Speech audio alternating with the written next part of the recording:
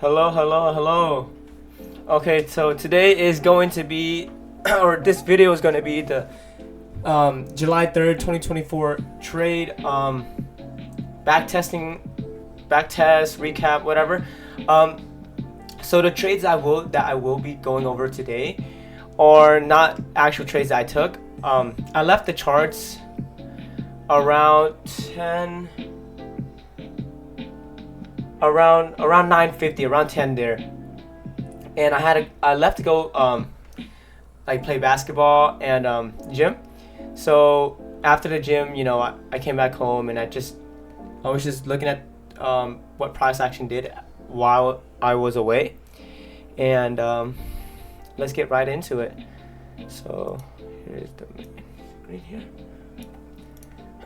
All right, so coming into today on NQ, just based off of this daily candle here, I was anticipating for us to take out previous day high and previous week's high as well. So notice yesterday's price action. Look how close we got to previous week's high, and we didn't take it. So coming into today, I was anticipating for us to take out July 2nd's high of day and previous week's high, and we did take out previous week's high and previous day high during the London session. So after I noticed that we took out previous week's high and previous day high, I only wanted to trade lower time frame models, just because my higher time frame objectives has been taken, and I didn't know, like, this morning at 9, and at 9 I wasn't anticipating for us to go all the way up near the 20,400 area and take out previous month's high, but we did end up taking out previous month's high on July 3rd, 2024. So after we take out previous week's high and previous day high, I only wanted to trade lower time frame models, and like I said, my narrative for today was to take out previous week's high. After we do take that, I only want to trade lower time frame models. So the first at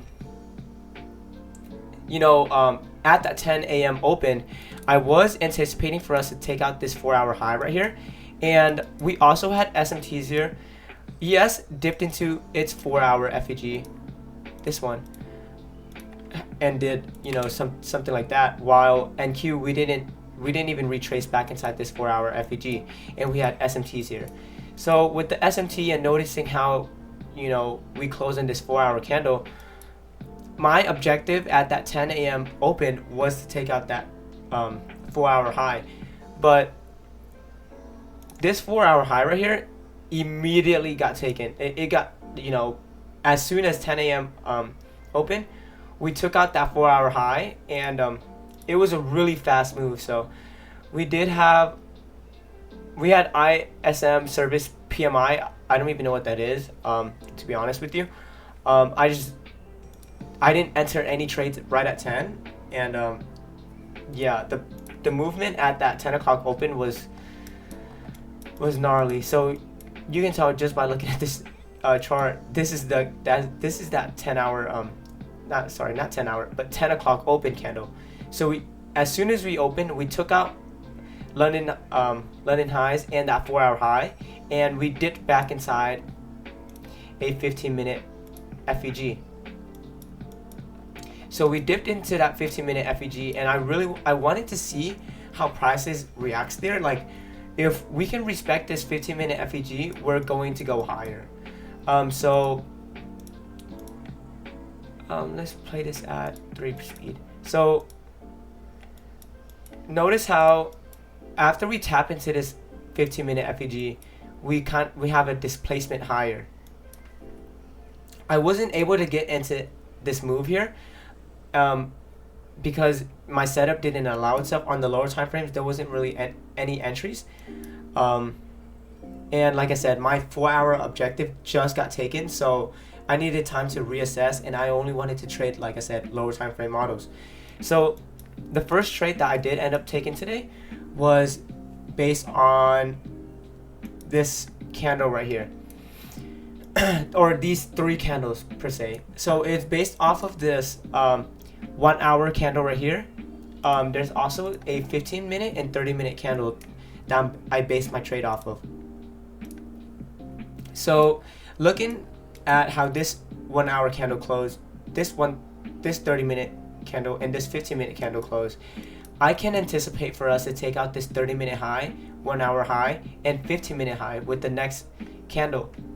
So like I said, these 3 time frames, they have the same objective, and when 3 time frames or whatever, when those time frames have the same objective, that is like my version of time frame alignment. There's another aspect of time frame alignment that I do have on my YouTube channel, and you can check that out there. But the time frame, the second aspect of time frame objective or time frame alignment concept is this very concept I'm talking about right here. How the 1 hour, the 30-minute, and the 15-minute, they all have the same objective, which is to take out this recent high, this candle's high right here, with the very next candle. So now that I have, an objective in mind, a narrative, I want to go on to the lower time frames to find any supporting PD arrays that can help us take out, that hourly high, that 30-minute high, and that 15-minute high. So on the 5-minute time frame, I notice here, hey, we have this, we have this 5-minute FEG right here that prices showed respect to. Will we retrace back inside it again? And if we do, we should respect that 5-minute FEG and take out that hourly high, that 30-minute high, and that 15-minute high. So right at 11 a.m. open, we dip back inside that 5-minute FEG, and notice how we didn't take out that 15-minute high, that 30-minute high, and 1 hour high. We retraced first, then we took out that objective. The only times you're allowed to take a trade is when your objective, you still have an objective. You don't want to take the trade after the objective has been taken. Once the objective has already been taken for your trade per se, then you don't want to enter that trade. But my objective still stands. We still haven't taken out that 15, 30-minute, and for that 1 hour high. So when we retrace inside this 5-minute FEG once again, we should, respect it and attack the 15-minute, 30-minute, and 1 hour high.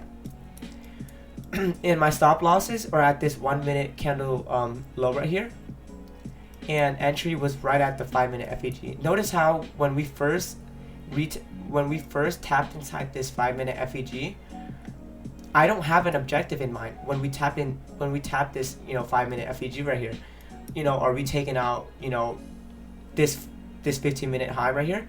Well, we already did that. We already completed this objective right here. We already took that 15-minute high, and to me, it just seems like we probably are going to retrace back inside that range. So, like I said, this first retrace inside this 5-minute FEG, I don't have an objective in mind, so I'm not going to take it. But when we retrace back inside it again, I do have an objective, which is that 15-minute, that 30-minute, and that 1 hour high. I'm sorry for being repetitive, but yeah, the thing I do want to know about this trade is that we are buying below the 11 a.m. open, which is a power of 3 concept. We don't quite necessarily get below this 10 a.m. open again, but we don't have to, because this should be left intact. We should, leave this 15-minute low alone if we're gonna, if our trade idea is to take out that 15-minute high first. So, like I said, we dip into that 5-minute FEG and then we target the 15-minute high. And you can take off a partial at, or you should, or you have to take off a partial at that 15-minute high, because that is your objective. So once that 15-minute high gets taken, you should have, like, let's say you take 3 contracts, you should have 2 more contracts, or maybe even only 1 contract running. So here, notice how once we take off that 15-minute high, stop loss should be moved to break even, and notice how this 15-minute candle here closed. We can still continue to see higher prices. And if you want to do like standard deviations, do your standard deviations and project them, and then have them as your targets. Or have them as your full terminus. But like I said, based on this 15-minute candle closure, we can still anticipate higher prices, because we're not going to revert all the way back into this 15-minute low or this 15-minute opening price. We're going to attack this 15-minute closing price first, because we don't really have a wick. So that is it for my first trade. The second trade that I did take today was in the same hour, actually, about the same hour. So we created this, after this strong move up away from the 5-minute FEG, we created a 15-minute fair value gap. And like I said, if we're bullish, we should respect this 15-minute FEG to continue higher. And like I said, I didn't have previous month's high as an objective for today, just because I didn't expect us to continue higher again, but anything could happen in today's markets. So we expanded higher away from that 15-minute FEG. I didn't take this retracement inside this 15-minute FEG here, so I didn't have limit order waiting at this 15-minute high, because in my head I don't know what the draw is. Well, I mean, once we're up here, the previous month's high is probably is probably going to be the draw. It's just I don't want to base my entry purely based off of this 15-minute FEG, because I mean, my objective would be previous month's high if I take this higher time frame entry, or this 15-minute entry. But where's my stop going to be? Is my stop going to be here? Am I going to be willing to risk am I willing to risk I don't know how much this is actually in risk, and if I take 2 contracts, but it's going to be a decent amount.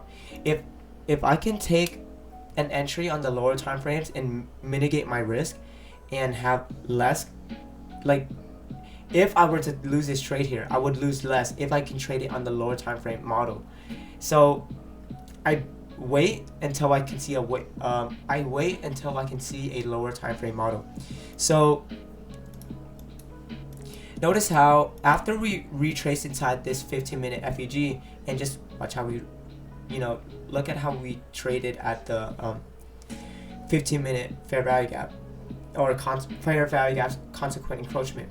It's shown respect here. None of the bodies really go through it, but it is on the 1-minute time frame though. So the next trade I do have in mind is this 15-minute power of 3 right here. So based on this candle, what can you anticipate? For us to take out this candle's high, this 15-minute high, or will we take out this 15-minute low? Just purely based off of that, I can illustrate, I can formulate an idea, a trade plan of us taking out that 15-minute high. And you want to go into the lower time frames. Like I said, again, you want to go into the lower time frames to find any supporting ideas of us taking out that 15-minute high. So on the 3-minute, we have an FEG, we have a fair value gap here that we retrace into. On the 2-minute, we have a fair value gap that we retrace to. So my entry is based off of this 2-minute FEG here. So when we dipped inside this FEG, I entered in. My stop losses, it depends on here, because this is only a 10 point stop loss. So I could have my stop loss here, or if you really want to, you can have it here and have it like super tiny, super tight, and have low risk. But my stop loss is a 10 point stop loss. And my first partial, I know this sounds insane, but this is my first partial right here, that 15-minute high, because like I said, my objective is to take out that 15-minute candle's high, because my trade idea is based off of this. So my first partial is at that 15-minute high. Second partial would be at this swing high right there, this 30-minute high. And I do want to talk about why I have this 30-minute high marked. So looking at how this 15-minute candle closed, right? Look at how we close on this 30-minute candle. Are we just purely based off the power of 3. Once again, are we going to take out this candle's low first, or will we take out this candle's high? Just purely based off that 30-minute or that 30-minute power of 3, we can anticipate for prices to take out that 30-minute high. So that 30-minute high becomes another, partial for me again, and my full terminus at this point would be previous month's high. Just because how close we are to that previous month's high, this would be my full take profit. And after we come into that 2-minute FEG again, we take out 15-minute high, 30-minute high, and then we end up taking previous month's high. So those were the two trades that I can see myself taking for sure. Like it's like just dumb clear for me. That I would have taken here. And after taking out previous month's high or even all-time highs, you want to take a step back away from the charts and allow prices to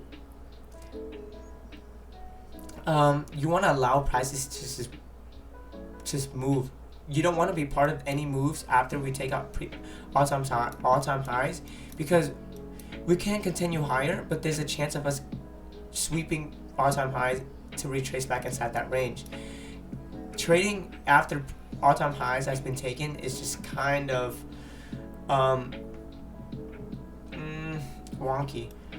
It's just a little bit less probable.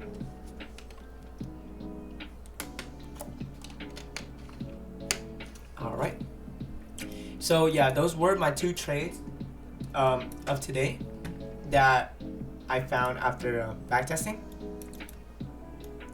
So the last thing I do want to talk about is what I do have in mind for Friday's price action. So Thursday we do have a bank holiday, but on Friday we do have NFP release at 8:30 a.m. EST. So NFP could take us, to be honest, it could take us anywhere. But if I were to gun to my head, I can see Friday taking out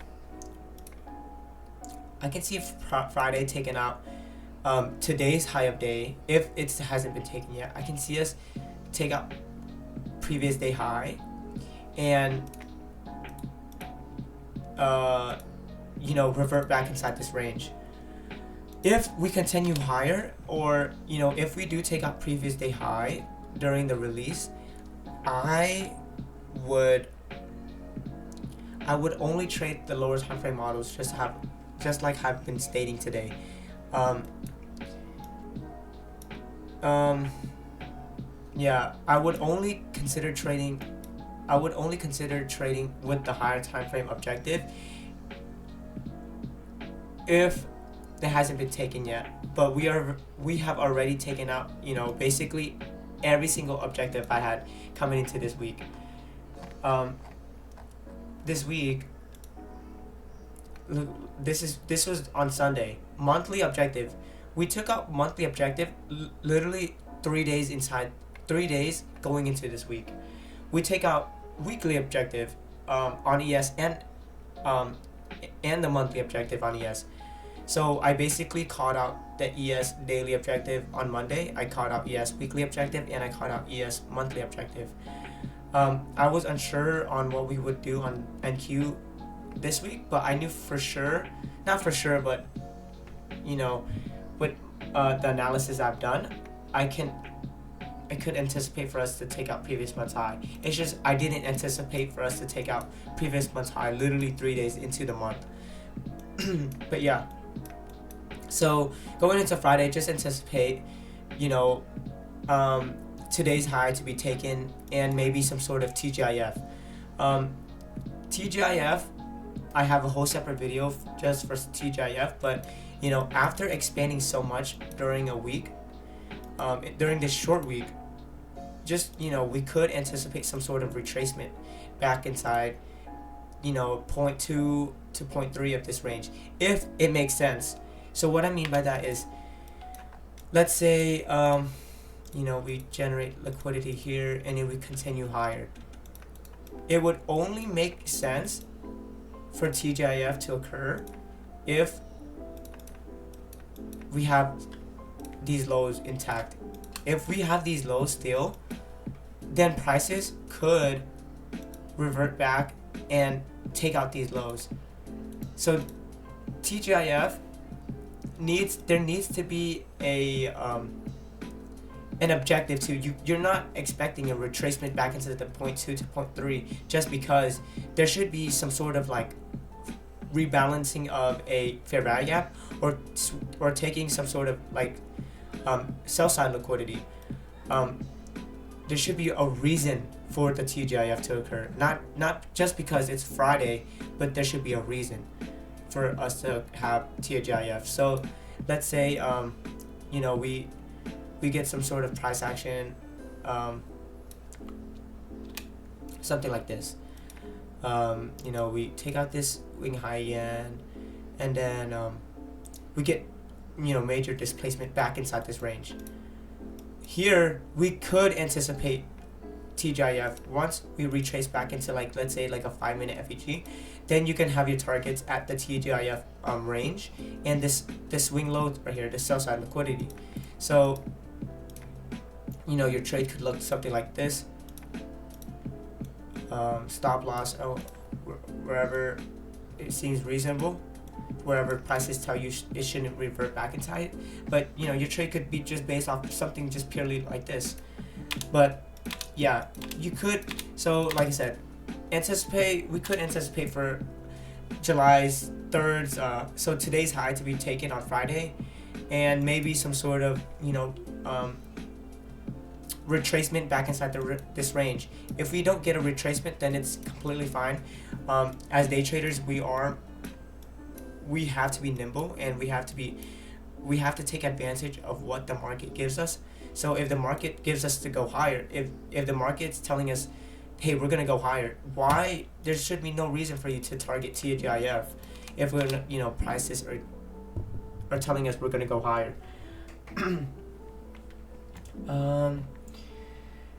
Yeah, and with that, I'm probably going to call it a video. There's not much I do want to talk about. Everything I have was already spoken about. Yeah, this first trade, I talked about everything there. This one too. Yeah, okay, so I'm going to wrap up today's video. I'll catch you guys next time, maybe on Friday. I will be live streaming on Friday, actually. 8:20 CST AM. Be there or be square. And I'll catch you guys later in the next time. Peace out. Well, bam.